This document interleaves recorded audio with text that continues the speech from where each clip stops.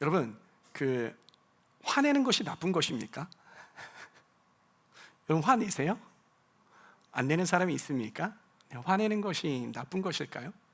우리가 이제 보통 대부분 일반적으로 화를 낸다라는 것, 이것은 뭔가 신앙이 모자른 것처럼 생각을 하고요, 신앙이 성숙하지 못한 것처럼 그렇게 여길 때가 참 많이 있죠. 마치 신앙생활을 잘하는 것은 내가 막 화가 나더라도 그것을 꾹꾹 누르고 그리고 침묵하는 것, 그것이 신앙생활을 잘하는 것처럼 생각을 할 때가 참 많다라는 것입니다.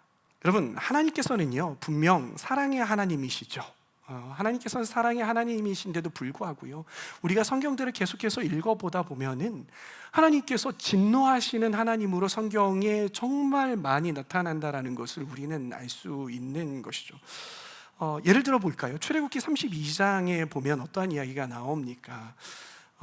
이 모세가 시내산으로 계시를 받으러 하나님 앞에 올라갔었을 때에 이스라엘 백성들이 모세가 내려오는 것을 참지 못하고 있었어요. 언제 내려올까 그러다가 참지 못하고 있었어요. 그러다가 이 이스라엘 백성들이 아론을 꼬드겨가지고 이 금송아지를 만들어서 그 금송아지한테 절하고 숭배하고 있었어요.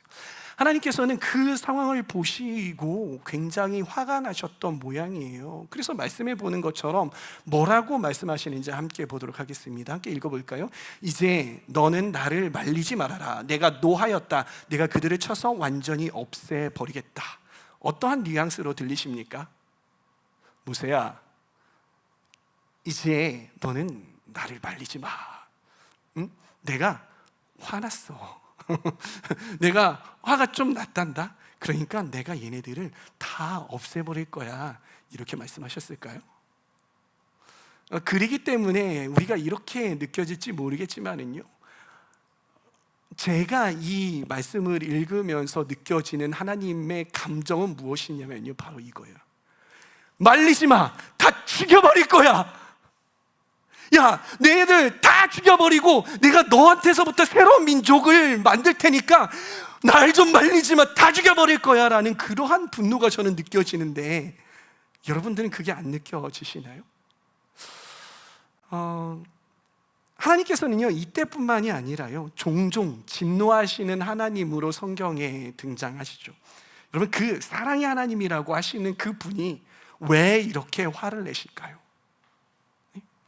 그 사랑의 하나님이 왜 이렇게 화를 내실까요? 그리고 과연 성도인 우리는요 어떠한 상황 속에서도 과연 화를 내지 말아야 하는 것일까요?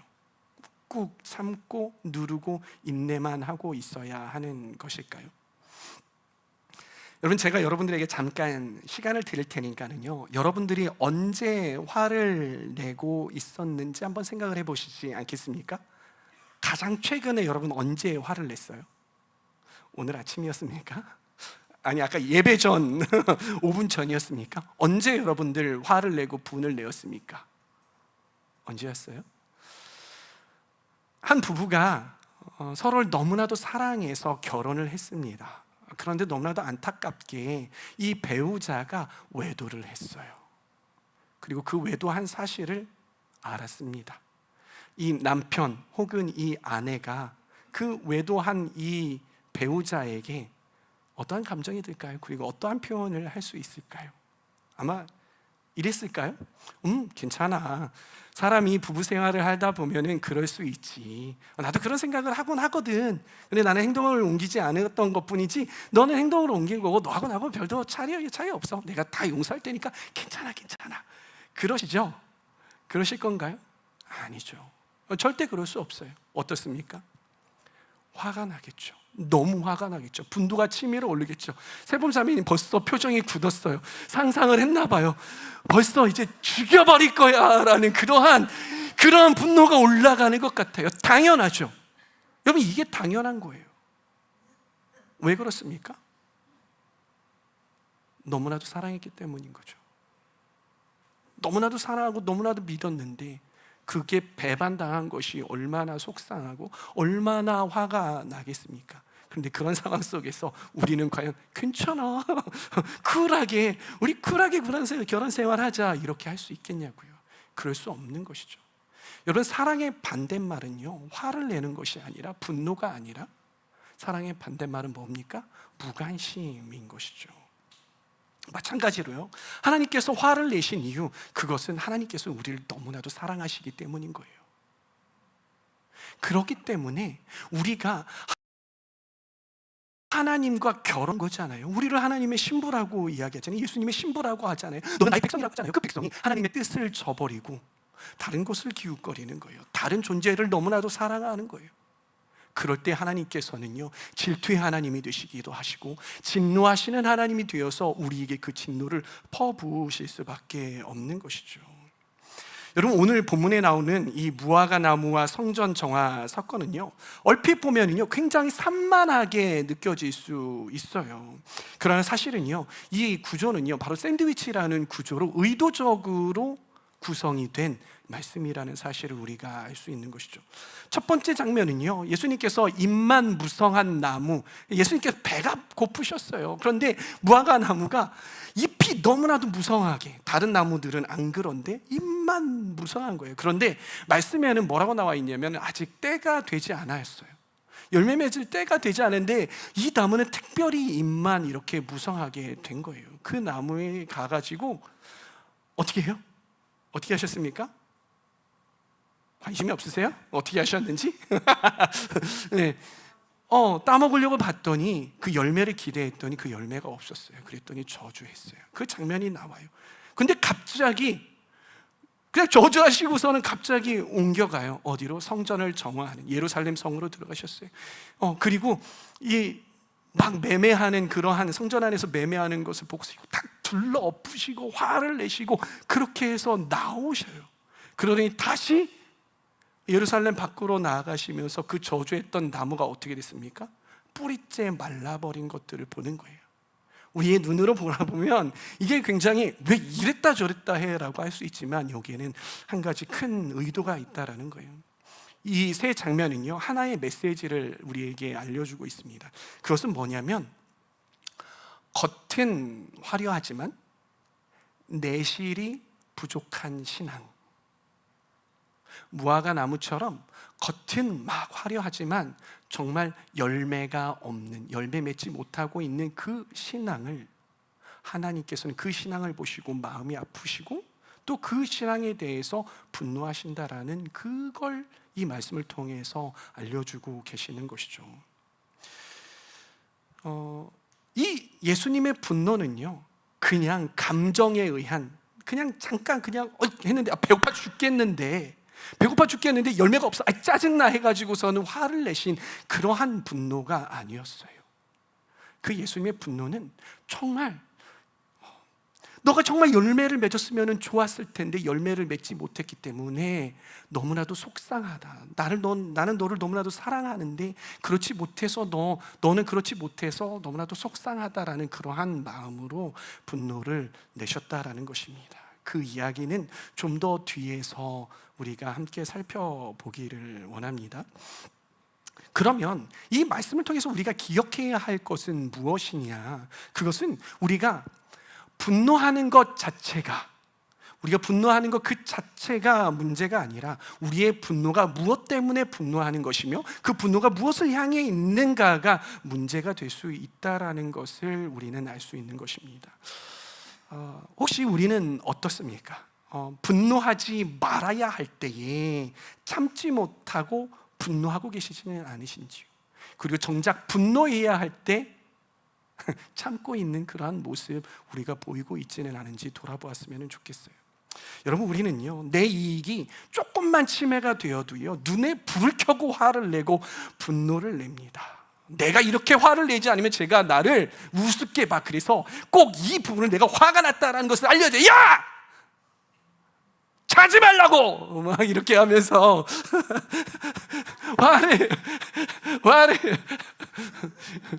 화를 낼 수가 있다는 거예요. 이게 우리라는 거예요. 그러나 내 안에 자리한 이 죄와 그리고 세상의 불의를 놓고서는 과연 여러분 화를 내고 계십니까? 분노를 하고 계시냐라는 거예요. 예를 한번 들어볼까요? 운전을 하고 가고 있습니다. 길이 막혀가지고 안 그래도 늦어서 짜증이 나는데 어떤 차가 어떤 차가 깜빡이 방향지시등도 켜지 않고 훅 들어왔습니다. 그때 그럴 수 있지 뭐. 나는 쿨하니까 내가 좀 늦어도 좀 뒤라 이렇게 하시냐는 거예요. 저걸 그냥 어떤 목사님이 그러니까 운전을 하다가 그렇게 하는 사람들 때문에 자기가 자꾸 욕하는 거에 대해서 너무 화가 나셨대요. 그래서 방법을 하나 썼대요. 1번은 강아지, 2번은 어떤 거 이렇게 한대요. 그래가지고 막 이렇게 껴들으면 야 1번아 야 2번아 하면서 나는 죄를 짓지 않아 이러는 걸 보면서 이게 똑같은 거 아닌가라는 그런 생각을 해봤어요. 저도 한때는 이제 그런 적이 있었어요. 그러니까 하도 막 이렇게 그러니까 나는 죄 짓지 않으리라 하면서 이렇게 막 들어오면 저는 와와와와 하고선 죄 짓은 적도 있거든요. 네. 우리가 그렇게 화를 내지 않냐고요. 그렇게 조금만 내 이익이 침해가 되면 우리가 그렇게 화를 내는 그러한 존재예요. 사소한 일에는 그렇게 분노하면서도요, 정작 사회 속에서의 가난한 자와 약자들이 죽어가고 그리고 불이익을 받을 때 우리는 그것을 보잖아요. 못 봐요? 다 보잖아요. 그럴 때 우리는 어떻습니까? 너무나도 침착해요. 너무나도 잘 침묵을 한다라는 것입니다.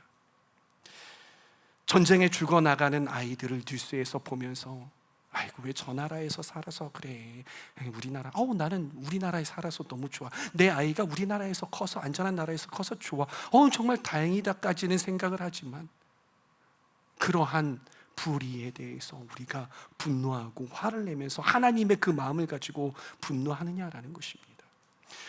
착취당하는 여성들을 보면서 너무 안타까워하면서 우리는 그 모습에, 그 사회 제도에 대해서 과연 화를 내고 분노하고 있느냐라는 거예요. 그때 우리는 너무나도 침착하고 너무나도 잘 참는 모습을 보인다는 것이죠. 여러분, 우리가 한번 돌아보기를 원합니다. 과연 나의 분노는 어디를 향해 있는가? 나의 분노는 어디를 향해 있는가? 그리고 과연 나의 분노는 하나님의 사랑에 의거한, 그리고 하나님의 공의와 하나님의 정의를 지키기 위한 그런 분노인지 돌아보았으면 좋겠습니다. 지난주 여러분들도 아시다시피 튀르키예 선교를 다녀왔잖아요. 갑바도키아에 갔어요. 갑바도키아에 보면은요, 굉장히 특이한 이 산들이 있어요. 그게 뭐냐면 화산 지형으로 만들어진 산이거든요. 그런데 이 화산재가 쌓여진 그러한 이렇게 언덕, 이렇게 산이 있어요. 근데 거기에 화산재로 이루어졌으니까 그 재질이 이렇게 돌과 같지 않고 조금 무르잖아요. 그러니까 거기 들어가가지고 원래는 곡식을 쌓아놓고 했던 곳이에요. 그런데 4세기 경에 하나님을 믿는 사람들이 거기에서 살다가 곡식을 이렇게 담아두고 있었는데 이 외세의 침략 때문에 그거를 파고서는 들어가기 시작을 했어요. 지하에 들어가기 시작을 했어요. 그래서 갑바도기아에 보면은요, 저희가 갔던 곳은 지하 9층인가요? 7층인가요? 몇 층? 7층. 지하 7층까지 파놨어요. 이 동굴이 계속해서 파서 들어가는데 지하 7층까지 판 거야. 근데 지하 7층이 그냥 이렇게 해서 파서 들어간 게 아니라 면적이 굉장히 넓어요. 근데 그곳 가운데 우리가 들어갔어요. 막 들어가는데 우리 그리스도인들의 선조들의 손길들이 다 보이는 거예요.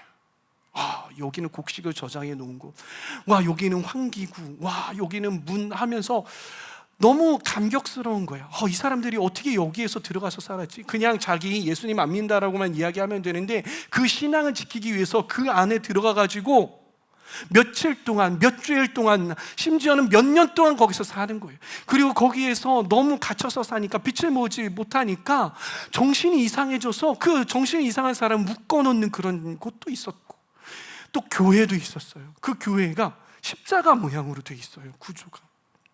그런 것들을 보면서 우리가 막 그곳에 들어가서 와 하면서 막 떠들면서 그러겠어요? 아니에요. 그래서 그렇죠? 이런 것도 있어. 이런 것도 있어. 그러면서 묵상하면서 은혜를 받고 조곤조곤 이야기를 하고 있었는데 갑자기 유럽에서 온 관광객 하나가 소리를 지르면서 우리에게 막 삿대질을 하면서 막 이러는 거예요. 그게 뭐냐면 제발 좀 앵앵거리지 마, 앵앵거리지 마, 앵앵거리지 마, 앵앵거리지 마 하면서 막 위협을 하면서 가는 거예요. 제가 그 상황을 보면서 움찔했어요. 그리고 어떻게 반응을 할 수가 없는 거예요. 너무 저조차도 제가 리더였잖아요. 저조차도 이걸 어떻게 반응을 해야 되지? 저 사람이 저렇게 하는데, 그래서 당황스러운 마음이었어요.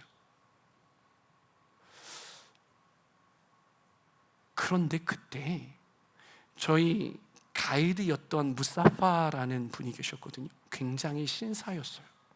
키도 크시고 배우신 분이에요. 비행기 조종사 하셨고, 그리고 그 하늘을 날고 있는 그 비행기 비행사들이 다 이분의 제자들이었어요. 그러니까 얼마나 이분이 그러니까 젠틀하셨겠어요. 막 알려주시고 조곤조곤 알려주시고 하신 분인데, 갑자기 이분이 그분을 향해서 소리치기 시작하는 거예요. 뭐가 문제인데 도대체? 야, 네가 듣기 싫으면 이곳 가운데 들어오지 말았어야지. 원래 이곳은 그런 곳이야. 그리고 이 사람들이 이렇게 떠들지 않았잖아. 근데 너 그렇게 이야기하는 거 잘못된 거야. 도대체 뭐가 문제야? 너가 그렇게 시끄러우면 너가 나가라고 단호하고, 그리고 큼지막하게 그렇게 이야기를 하는 거예요. 그 이야기를 들을 때 제 마음이 어떤 마음이었냐면, 와, 나 보호받는 느낌이었어요. 내가 지켜지는 느낌이에요. 너무 고마운 거예요. 제가 두 가지 때문에 감동을 받았어요. 첫 번째는 이분이 가이드를 넘어서 정말 인간적으로 이러한 부분들에 대해서 우리를 지켜주려고 하는구나. 사실 그렇잖아요. 가이드도 그런 부분들에 끼어들지 않아도 되잖아요. 정말 지켜주는 그런 마음에 너무나도 감사했어요. 그런데 그보다도 더 감동받았던 한 가지 이유가 있었는데, 그것은 무엇이냐면 그분의 용기 때문이었어요. 어떠한 용기였냐면,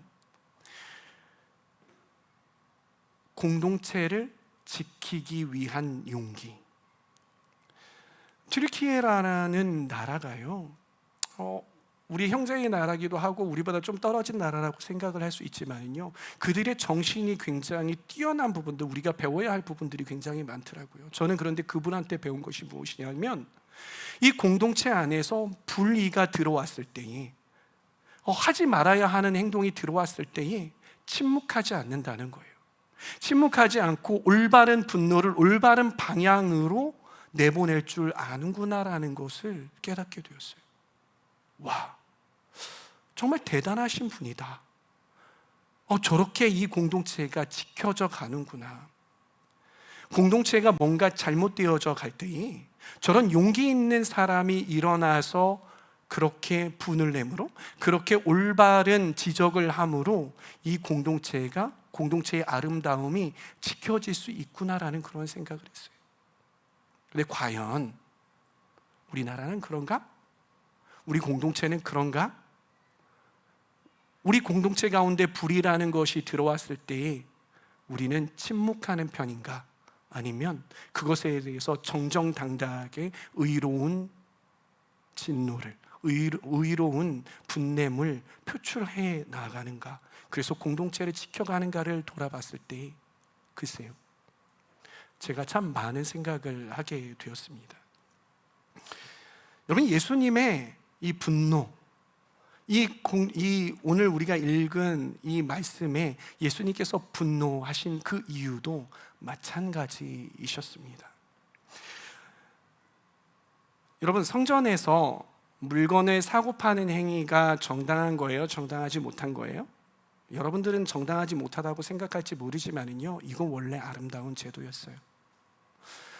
성전에서요, 순례객들이 성전에 들어와서 예배하기를 원해요. 그런데 그 당시에는 희생제사를 드렸어야 했잖아요. 그런데 이 순례객들이 자기가 기르고 있는 동물이 있습니까? 없습니까?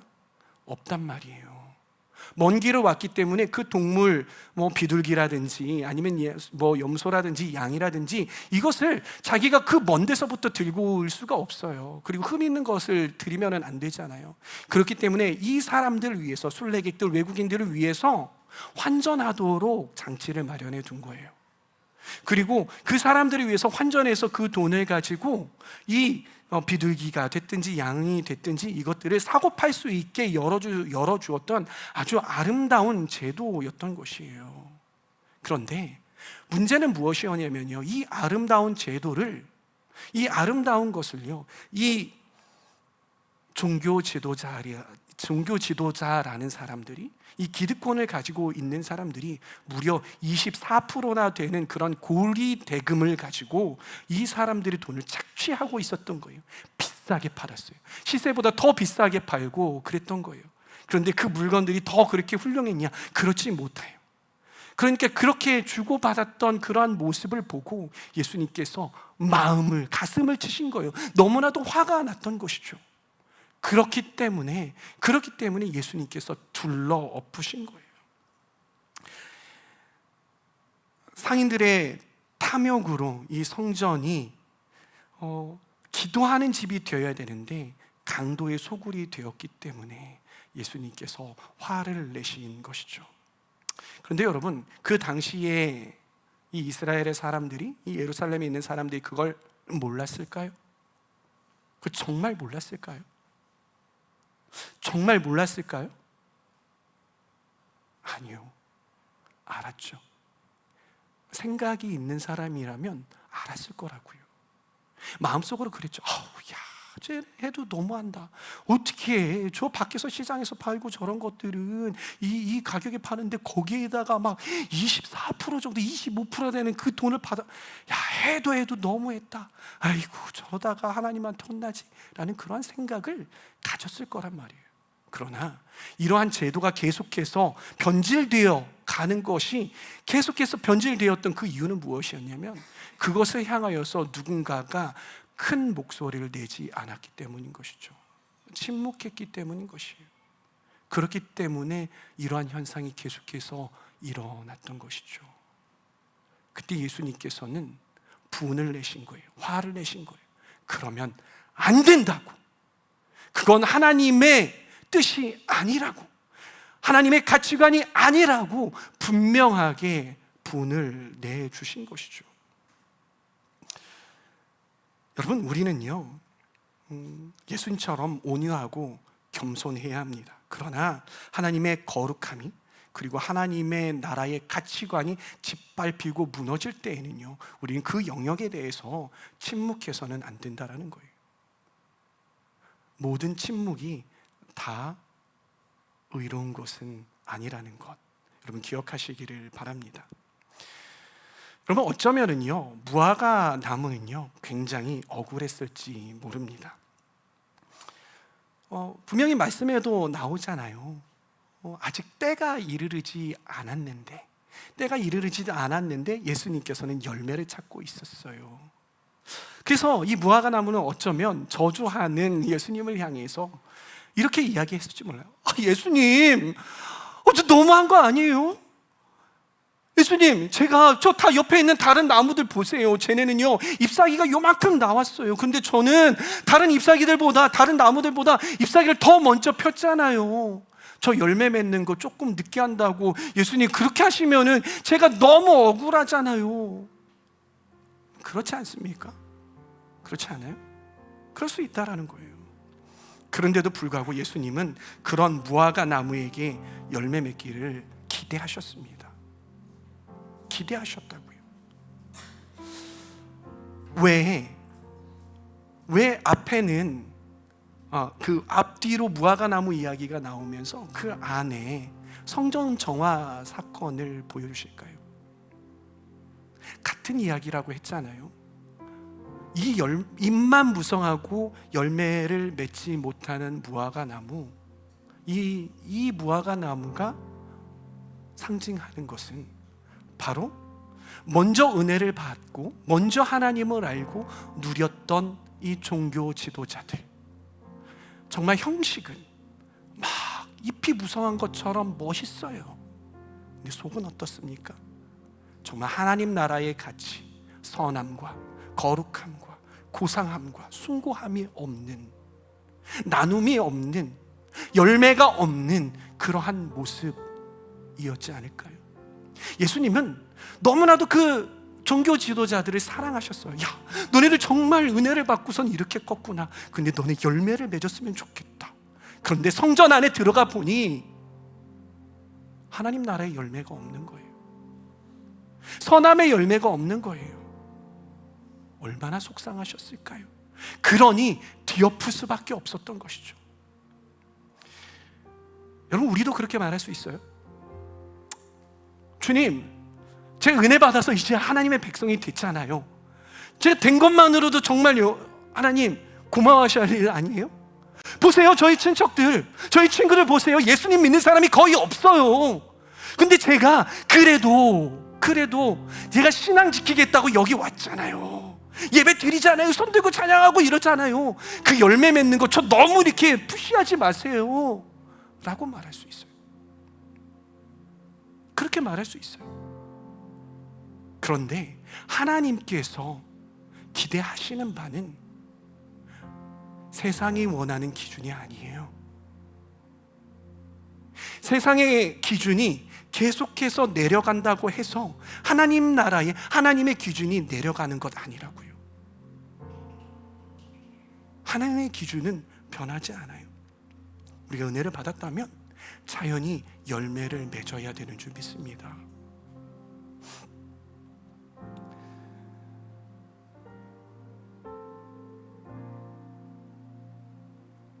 그렇기에 우리가 먼저 은혜를 받았다면은요, 우리가 먼저 하나님을 알았다면은요, 열매 맺기를 힘써야 하는 거예요. 근데 우리의 삶 가운데에 우리 열매 맺지 못하게 하는 요소들이 있어요. 무엇입니까? 죄예요. 나태함이죠. 음란함이죠. 세상을 사랑함이죠. 우리 안에 이러한 것들이 있는데, 주님, 저 예수님 믿었으니까 좋아요. 저 어차피 천국 갈 거잖아요. 그거 주님 안에서 열매 맺는 삶 조금 더 나중에, 이제 믿어놨으니까 저희 삶을 좀 즐기고 조금 나중에 하면 안 될까요? 라고 이야기할 수 있어요. 그런데 하나님 말씀에 하나님을 경외하는 것은 죄를 미워함이라고 했어요. 죄를 미워한다는 건 내 안의 죄에 대해서 분노할 줄 안다라는 거예요. 싫다라고 거부할 줄 안다라는 것입니다. 여러분은 과연 내 안에 있는 죄, 내 안에 있는 불의에 대해서 분노하고 계십니까? 돌아보시길 바랍니다. 또 한 가지, 우리 공동체 안에, 우리 가정이면 가정, 우리 교회 공동체면 교회 공동체, 사회 공동체면 사회 공동체, 이 공동체 가운데에 하나님 나라의 가치관에 맞지 않는 것들이 만연하고 그것들이 들어와서 판을 치고 있는데, 여러분들 그것에 대해서 분노하고 있습니까? 하나님과 같은 시각을 가지고, 하나님과 같은 기준을 가지고 그것에 대해서 분노하고 그것들을 바로잡으려고 목소리를 내고 있느냐라는 거예요. 아니면 이거 이야기해봤자 나 피곤하고, 이거 이야기해봤자 그냥 조용히 사는 게, 침묵하는 게 미덕이야. 혹시 그렇게 지내고 계시지 않습니까?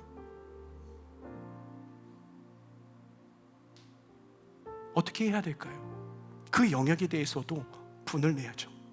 근데 이 분을 내야 되는 거, 그거 아니잖아요 하면서 막 욕하고 이러라는 게 아니라, 그 부분에 대해서 올바로 이야기를 해야 하고, 그 영역들이 고쳐질 수 있도록 우리가 하나님 아버지의 마음을 가지고, 그 기준을 가지고 표현을 해야 한다는 것입니다. 이것이 그리스도인이 이 사회 가운데에서 해야 할 책임과 의무가 아니겠습니까? 우리를 열매 맺지 못하게 하는 것, 죄와 그리고 불의들, 우리 개인적인 것도 그렇고 우리 공동체적인 것도 그렇고, 이 불의에 대해서 우리는 올바른 분노를 해야 되는 줄 믿습니다. 사랑하는 청년 여러분, 무성한, 입만 무성한 신앙인이 아니라 하나님 나라의 열매를 맺으시는 저와 여러분들 다 되시기를 바랍니다. 내 안에 죄와 세상의 불의 앞에서 거룩한 분노를 잃지 마시기를 바랍니다. 그 분노가 여러분을 변화시키고, 또 공동체를 변화시키고, 또 세상 속에 하나님 나라를 드러내게 하는 아주 귀중한 마중물이 될 것입니다. 우리 함께 기도할까요? 함께 생각해 봅시다. 과연 나는 올바른 분노를 내고 있는지 돌아보았으면 좋겠습니다. 참아야 하는 때에 분노하고 있지는 않은지, 그리고 분노해야 할 때에 너무나도 잘 참고 있지는 않은지, 그 분노의 방향과 목적이 나를 위한 유익이 아니라 정말 하나님을 위한, 하나님 나라를 위한 그 가치관을 지키기 위한 그러한 분냄인지 돌아보시자고요. 그렇지 못하면 회개하는 시간을 가졌으면 좋겠어요. 우리 잠깐 돌아보며 또 생각해보며 주님께 여쭈어보며 그렇게 나아가는 그런 시간을 한번 갖도록 하겠습니다.